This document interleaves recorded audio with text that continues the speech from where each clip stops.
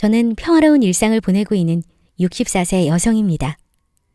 여러분들은 제 이야기에 큰 감흥이 일어나지 않을 수도 있겠지만 저는 큰 기적이라 생각되는 일을 겪었습니다. 이런 제 사연을 통해 힘든 삶을 살고 계신 분들이 희망을 잃지 않고 사셨으면 해서 사연 보내봅니다.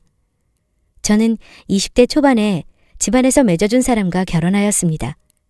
시댁 어른들께서는 하루빨리 손자를 보고 싶어 하셨고 남편도 아들을 원했어요. 그러나 쉽사리 좋은 소식은 찾아오지 않았습니다. 도무지 임신하지 않으니 시어머니께서는 많은 구박을 하셨죠. 도대체가 말이야. 남들 다 하는 임신을 왜 너만 못하냐고. 결혼한 지가 언젠데 지금까지 이러고 있는지 모르겠다 아주. 도대체 그깟 임신이 뭐가 어렵다고 노력까지 해야 하는지. 어휴, 내 팔자야. 며느리 하나 잘못 들여서 이게 뭔 고생이야.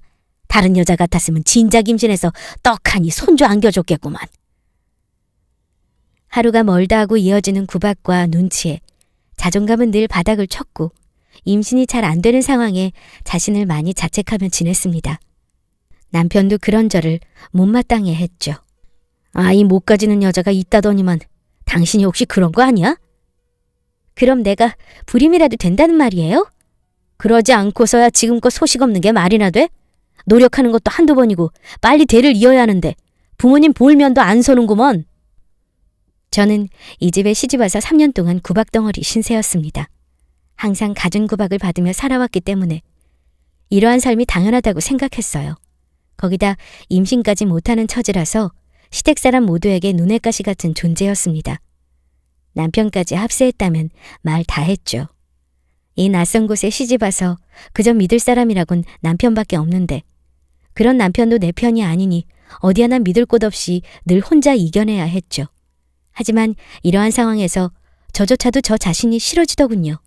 그러던 차에 남편이 어떤 젊은 여자를 데리고 집에 들어왔습니다. 당신 옆에 이 여자는 누구예요? 난 당신한테 할 말 없으니까 이 사람에 대해서 궁금해하거든 어머니께 여쭤봐. 자, 우리는 들어갑시다. 짐도 풀 겸 이제부터 지낼 곳을 살펴봐야지. 어딜 들어가요? 거긴 우리 방이잖아요. 남편의 팔을 붙잡으며 들어가는 것을 말리자 소리를 듣고 나온 시어머니께서 제 옷을 마당에 던지며 한 소리셨습니다. 어디서 재수없게 여자가 소리를 질러? 당장 내 짐 가지고 썩 꺼지거라. 어머니, 그게 무슨 말씀이세요? 갑자기 왜? 갑자기라니. 그럼 애도 못 낳는 너를 평생 이 집에 둬야겠느냐? 더 늦기 전에 얼른 너 내쫓고 내 아들 새장가 드려야겠으니까 잠만 말고 네 집으로 꺼져. 티 하나 못 있는 게 누구 인생을 망치려고. 어머니 잘못했어요. 제발 쫓아내지만 마세요.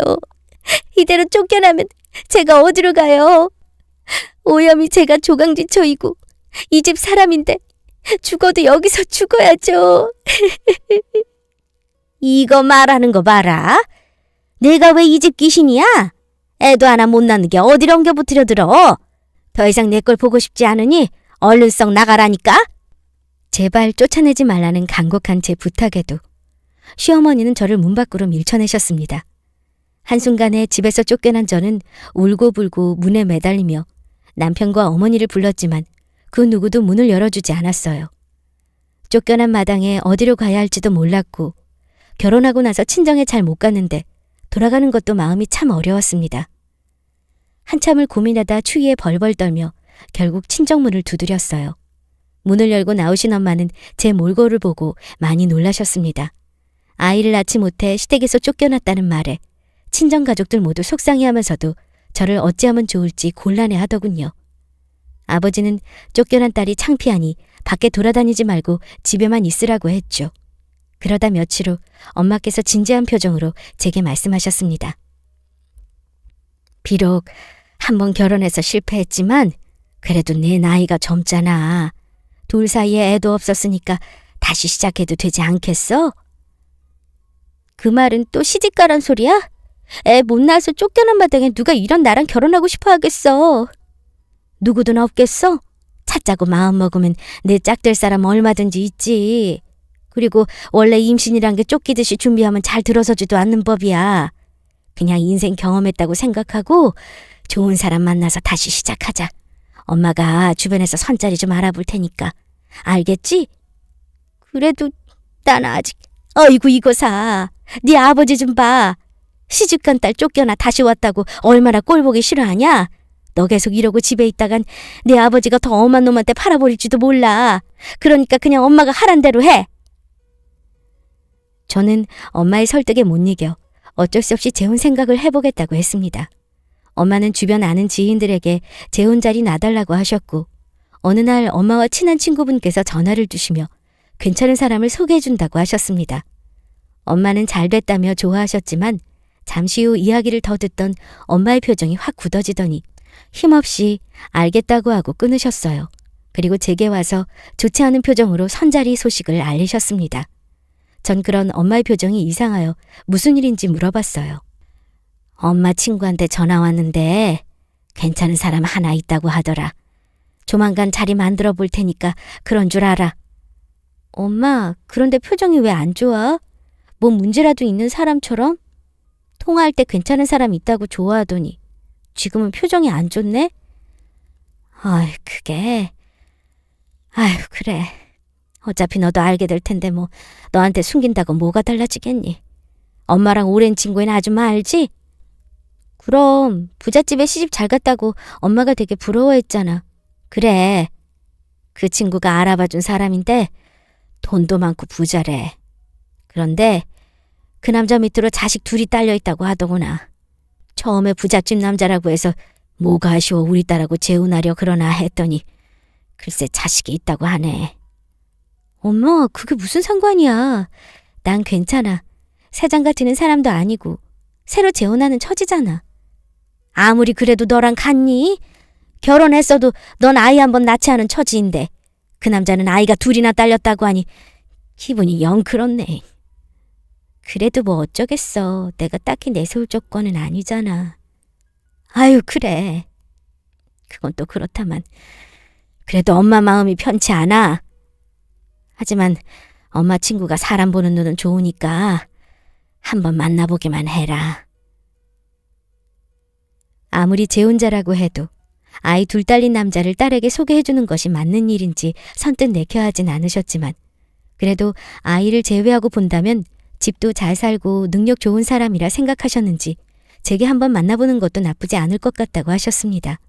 저는 엄마의 말을 듣고 그 남자를 만나게 되었죠. 그런데 별 기대 없이 만나게 된 그 남자는 생각보다 정말 괜찮은 사람이었습니다. 전 남편과는 전혀 다르게 매우 다정다감한 성격이었죠. 그리고 그 남자도 저를 처음 보자마자 마음에 들었다고 했습니다. 몇 번 더 서로 호감을 느끼고 만남을 이어오다 남자는 제게 재혼하자고 했습니다. 그리고 덧붙여 전처 이야기를 꺼냈고요. 전처도 당신처럼 참 순박하고 따뜻한 사람이었어요. 이란성 쌍둥이를 임신하고 출산할 때 몸이 약했던 아내는 이어서 둘째를 낳다가 그만 하늘로 가버렸죠. 그 뒤로 아이들은 따로 돌봄 아주머니가 봐주시는데 엄마께서 젊은 나이에 남자 혼자 아이들 키우기 어렵다고 자꾸 재혼하라고 하셨거든요. 그런데 이렇게 당신을 만나게 돼서 참 다행이라고 생각이 들어요. 아마 다른 사람이라면 재혼 생각 못했을 겁니다. 당신이기 때문에 다시 생각할 수 있었고요. 그래서 하는 말인데 우리 서로 그만 고민하고 결혼합시다. 하루빨리 당신과 안정적인 가정을 이루고 싶어요. 우리들이 서로 보듬으며 잘 살아봅시다. 호감이 없진 않았지만 전처 이야기까지 듣고 나니 이 사람에게 제가 특별해진 기분이 들었습니다. 속에 있는 말들을 주고받기 시작하니 서로의 상처를 알아주고 보듬어가는 게 어렵지 않더군요. 그렇게 저는 이 남자와 재혼하게 되었습니다. 그리고 남편의 아이들을 처음 보게 되었어요. 둘 다 아직 어린 아기들이었고 결혼하자마자 초보 엄마가 된 저는 최선을 다해 아이들을 돌보며 남편 내조에 힘썼습니다. 그리고 친정엄마께서는 아무리 자식들이 있다고 한들 우리 둘 사이에 아이가 꼭 있어야 한다고 당부하셨죠. 남편도 이 말을 동의했고 우리들은 서로 노력하여 임신 계획도 세웠습니다. 그러나 좀처럼 아이는 찾아오지 않았죠. 이상함을 느낀 저는 남편 몰래 병원을 찾아가 검사를 하게 되었고 의사에게 불임이라는 진단을 받았습니다. 이날 남편을 붙잡고 얼마나 서럽게 울었는지 모릅니다. 왜 우리에게 아이가 찾아오지 않는지 얼마나 생각했는지 몰라요. 그런데 내가 불임이라서 그런 거였어요. 난 그것도 모르고 당신과 날 닮은 아이를 얼마나 기다렸는지. 서러워 엉엉 우는 저를 남편은 포근히 안아서 달래주었습니다. 그리고 제게 이런 말을 하더군요. 나도 당신을 닮은 예쁜 딸을 낳고 싶지만 이렇게 된 걸 어쩌겠어. 하늘이 우리에게 더 이상 아이를 선물해 줄 생각이 없는 거겠지. 절대 당신 탓이 아니니까 원망하지 말고 좋게 생각합시다. 우리 사이에 자식이 없다고 한들 달라질 것도 없고 지금처럼 앞으로도 행복하게 살면 되는 거지. 내가 더 노력할 테니 우리 그만 슬퍼합시다. 아마 전 남편이라면 불임 소식에 저를 죄인처럼 생각했을 겁니다. 그런데 이 사람은 전 남편과 달리 저를 참 따뜻하게 품어주는 사람이었습니다. 슬프고 속상했지만 남편의 위로 섞인 말들로 치유가 되는 듯 했어요. 그리고 이 사람을 만나서 참 다행이라고 생각했습니다. 왜냐하면 저를 많이 사랑해주고 존중해주는 모습도 좋지만 평생 아이를 낳지 못하는 제게 귀여운 아들 둘을 선물로 준 사람이니까요. 저는 이날을 시점으로 마음속에 큰 다짐 하나를 했습니다. 앞으로 제 인생에 자식을 우리 아들 둘밖에 없다고요. 비록 배 아파 낳은 자식은 아니지만 마음과 눈물로 맺어 낳은 아들이라고 생각하며 엄마 노릇에 최선을 다하리라 다짐했습니다.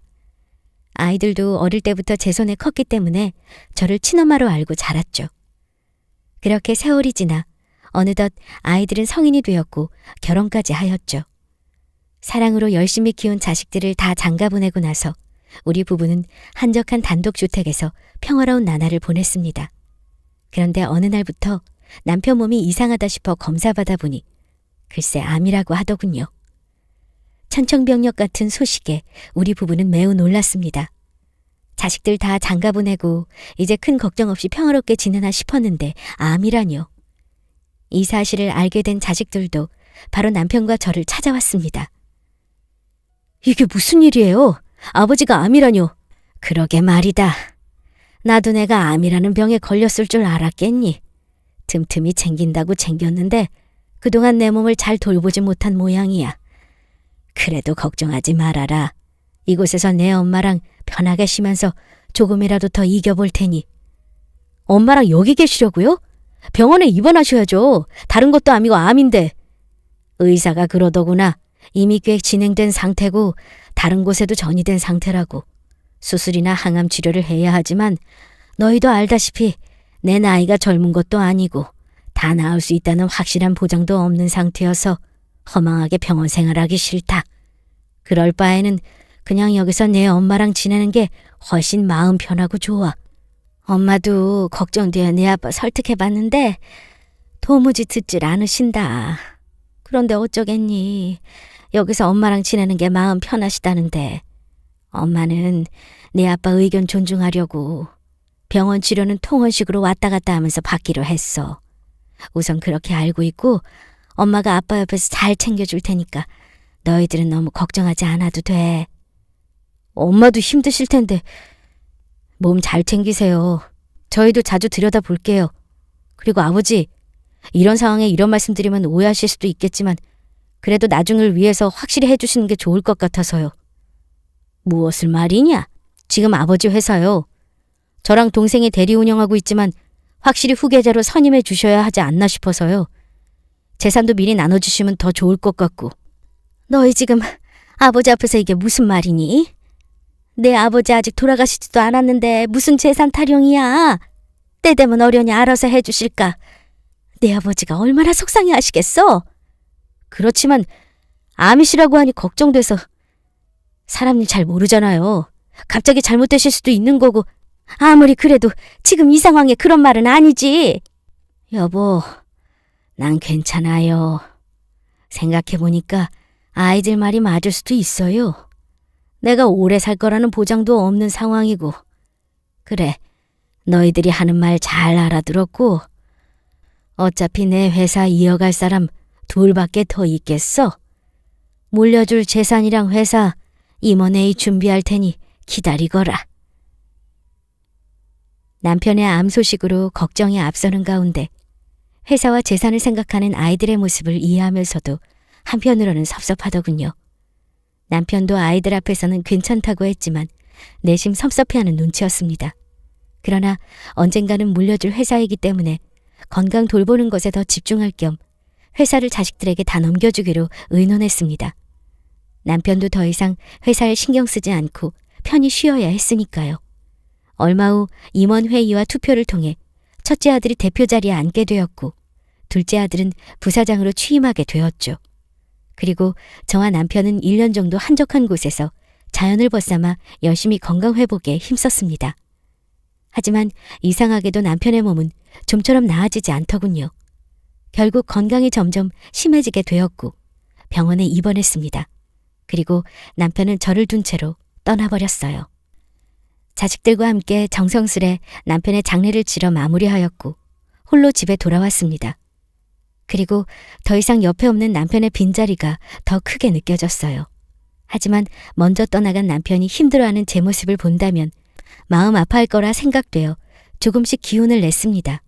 그렇게 점차 나아갈 무렵 누군가가 저를 찾아왔습니다. 누구시죠? 부동산에서 왔어요. 몇 번 연락드렸는데 바쁘신지 전화를 받지 않으시더라고요. 부동산이요? 어머, 김 사장님. 우리 집은 어쩐 일로... 네? 어쩐 일이긴요. 아드님이 집 땅 내놓으셨잖아요. 그래서 마침 여기 보고 싶다는 분 계셔서 모셔왔어요. 네? 그게 무슨 말씀이에요? 우리 아들이 집을 내놓다니요? 아니, 아드님께 이야기 못 들으셨어요? 저는 당연히 사모님도 아시는 줄 알고. 얼마 전에 큰아드님 쪽으로 연락이 왔어요. 여기 땅 전부 내놓겠다고요. 그래서 저는 사모님이 큰아드님 댁으로 들어가시는 줄 알았죠.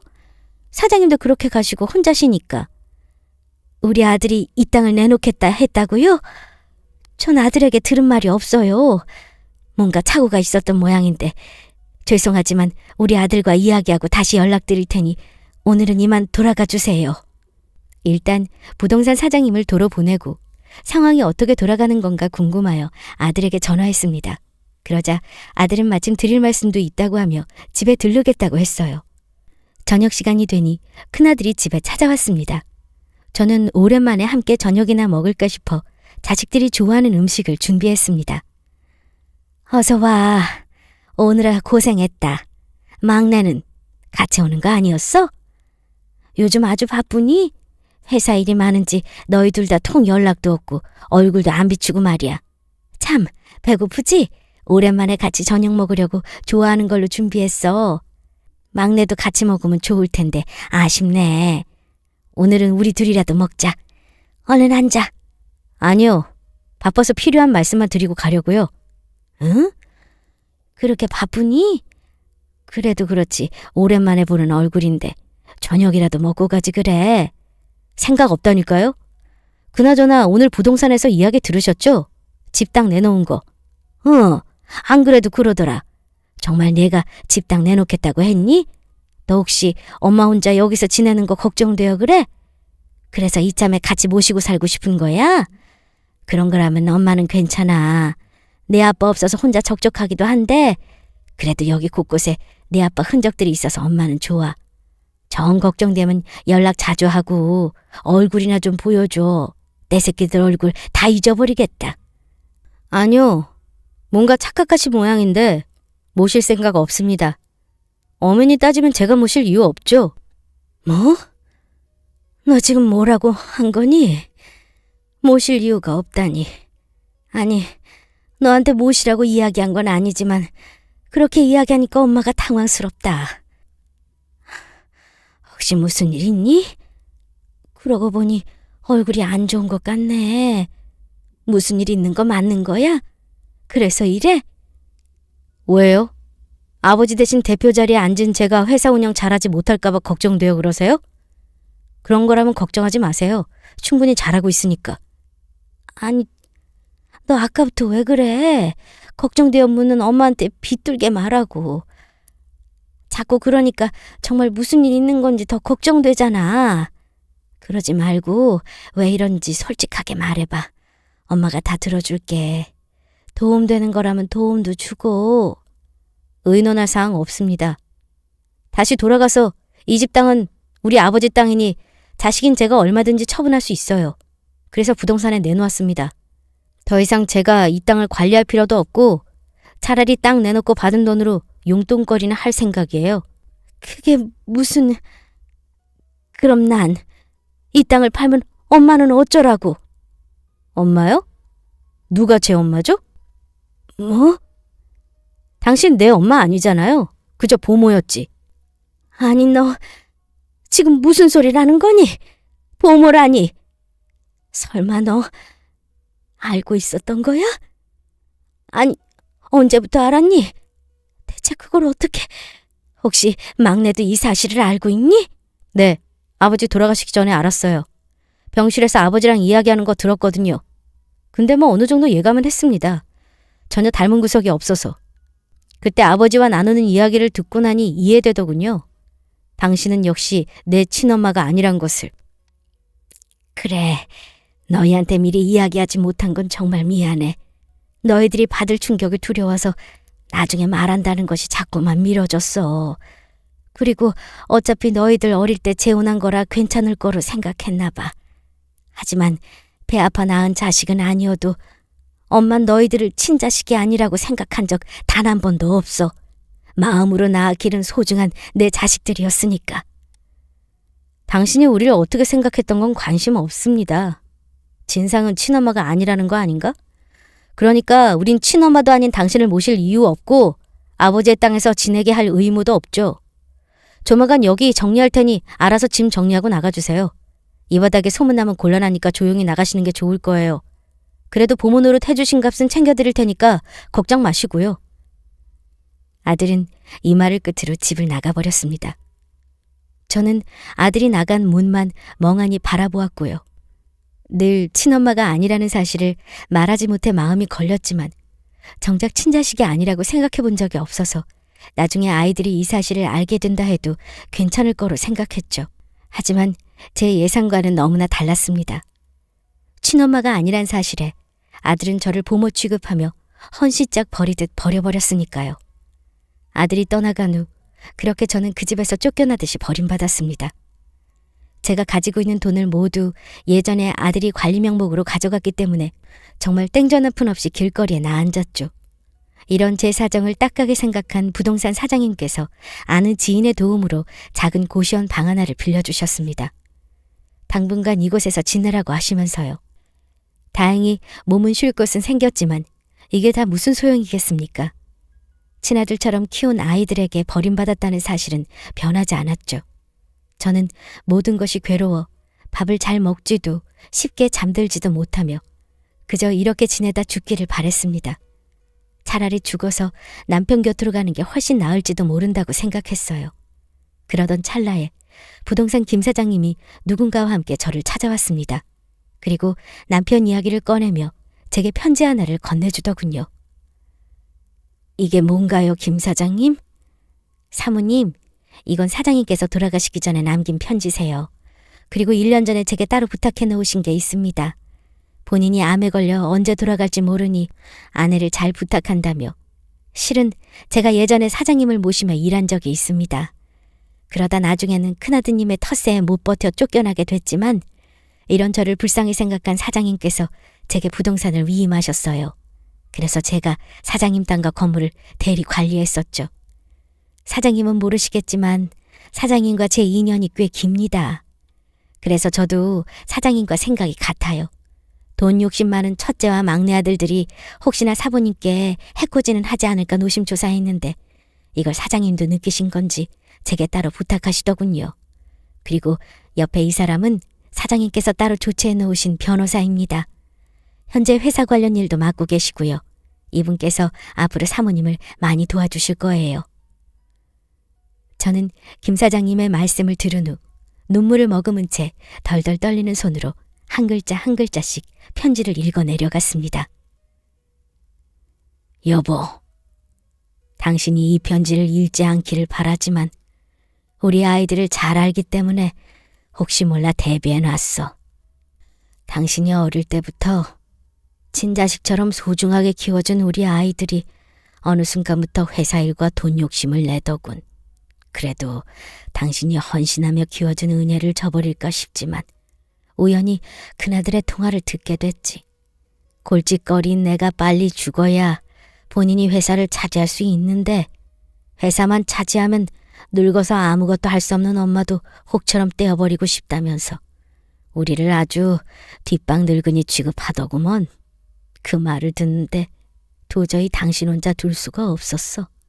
그래서 최대한 병원을 멀리하고 당신 곁에 머물면서 지켜주고 싶었지.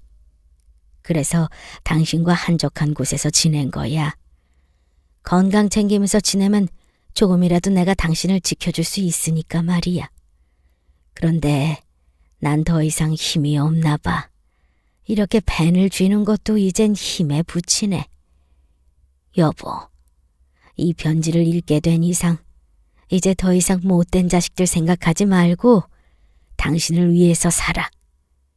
당신이 사랑으로 키워준 건 맞지만 부모를 아무렇지 않게 생각하는 고향 것들은 자식도 아니지.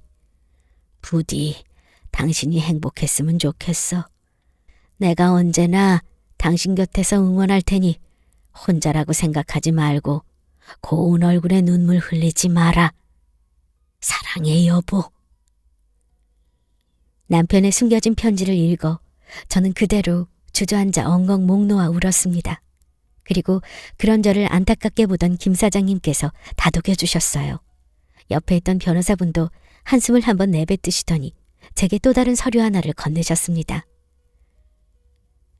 이건 사장님께서 남기신 주식 지분입니다. 사장님께서는 본인 지분과 친한 임원들의 지분을 다 사들이셨고 합쳐진 지분을 전부 여기 계신 김 사장님께 위임하셨습니다. 그래서 현재 경영 대표이신 첫째 아드님께서는 최고 주주가 누구인 줄 모르고 계시죠? 김 사장님은 임원 총회 때 늘 대리로 다른 사람을 내세웠으니 아마 다른 사람을 최고 주주로 알고 있을 겁니다. 사장님께서는 사모님에게 안 좋은 일이 생길 경우 김 사장님이 갖고 계신 주식 전부를 사모님께 위임하실 수 있도록 조치 취해 놓으셨어요. 방금 서류 절차가 다 마무리됐고요. 이제부터는 사모님께서 최고 주주이십니다. 이제 이걸로 배은망덕한 아들들 혼내러 가시죠. 죽는 순간까지 내 걱정만 한 남편이 생각나 저는 마음이 아프면서도 참 고마웠습니다. 그리고 김 사장님과 변호사님을 따라 회사로 향했죠. 저를 본 첫째 아들은 잡상인 취급하며 쫓아내려 했지만 최고 주주의 권한으로 대표 교체권을 이야기하자 아들은 이게 무슨 소리냐며 난리치더군요. 그리고 변호사가 내민 서류를 확인하더니 눈이 돌아 소리쳤습니다. 이것들이 누굴 속이려 들어? 이게 말이나 돼? 우리 아버지가 왜 나한테 이러냐고? 세상에 하나밖에 없는 핏줄한테 이러실 리 없잖아. 없기는 내가 이렇게 천하의 불효자식이니까 이러셨겠지. 난 오로지 착한 내 자식들이라 생각하면서 키웠어. 그런데 너희들이 어떻게 나한테 이럴 수가 있니? 이런 패륜한 짓을 해놓고 잘 먹고 잘 살 줄 알았어? 너희 같은 못된 아이들은 회사 경영에 참여할 자격도 없어. 보나마나 회사 관리도 너희들 입맛대로 쑥대밭 만들어놨겠지. 그래서 이제부터 최고 주주의 권한으로 너희들 다 몰아내고 올바른 전문 경영인 앉힐 거야. 이게 내 아버지도 바라시는 일이고. 그렇게 저는 아들 둘 회사 높은 자리에서 끌어내렸고 김 사장님께 추천받은 좋은 경영인으로 회사를 맡겼습니다. 물론 제 주식은 그대로 확보한 상태고요. 마음 같아서는 아들들을 회사에서 아예 쫓아내고 싶지만 부모의 마음이 뭔지 마음으로 낳았어도 제 자식인 건 변하지 않았죠. 바닥에서부터 다시 시작하도록 조치 취해놨습니다. 높은 자리에서 한순간에 말단 신세로 떨어진 것을 못 견뎌 했지만 이제는 어느 정도 받아들이고 사는 것 같네요. 그리고 저는 남편과 살던 집을 다시 찾아올 수 있었습니다. 그곳에서 남은 삶 편히 쉬다 남편 곁으로 갈 생각이고요. 그리고 제가 죽으면 제 재산을 불우한 이웃을 도는 데 쓰일 계획입니다. 이미 법적으로 다 조치 취해놓은 상황이고 아들들에게는 아파트 한 채씩만 물려줄 생각이에요. 우리 아이들은 이번 기회를 통해 잊지 못할 교훈을 느꼈을 겁니다. 그럼 지금까지 긴 사연 들어주셔서 감사하고 모두 행복하고 건강한 삶 되세요.